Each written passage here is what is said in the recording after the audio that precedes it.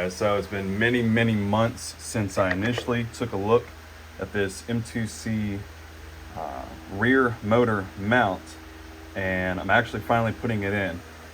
If you've got a big motor like the Castle 1100 kV, don't mind those skid marks, road rash. If you've got a big motor, 1100 kV, big pinion, 52, 54 on the spur, you can even drop that down to a 46.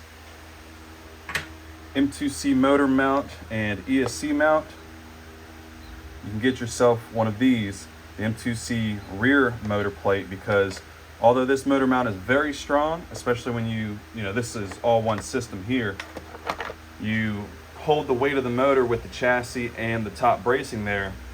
Any additional, you know, mounts or positions for the motor to rest on is going to be really helpful for ensuring that if you're jumping or bashing and you go and you land really hard, that the back of the motor is supported so that the motor doesn't torque upon landing, even though you may already have a lot of this bracing here. So all you do is just drill out a couple of holes for this to mount in, and remember, this is only going to take force up and down, so you don't have to worry about drilling out too many holes. You can do 4 if you want. I'm just going to do 2 and zip them on. And then on the back side, you know, those holes there actually line up with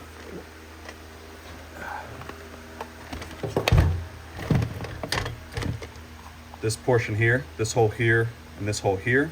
So you can just screw that down with, you know, some, I need to get a little bit longer screws than these, but just get yourself some screws with a flat head so that it can fit onto here like that, or a washer, and then they drive right into there. All right, so unfortunately with the position of this,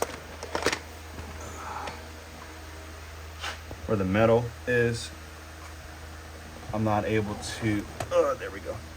I'm not able to drill out and put a screw through there because of where that goes, right there. So, but just 2 is totally fine. Again, it's not structural laterally, just vertically. So, got the 2 screws in there, and you know, I can't slide that anywhere. So, again, as long as it's holding the weight of the motor up and down, then it's perfect. So,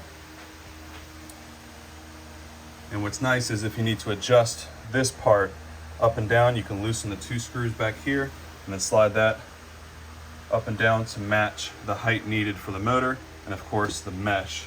I've already tested out this pinion while the motor was still in there, made sure the mesh was good, and that's how I knew that that position here was perfect. So let me go ahead and get everything put back together. All right, so because the motor is up a little bit higher, I did have to add some spacers underneath the ESC and shift it back just a little bit. So, but with those spacers, I was able to get it up and over.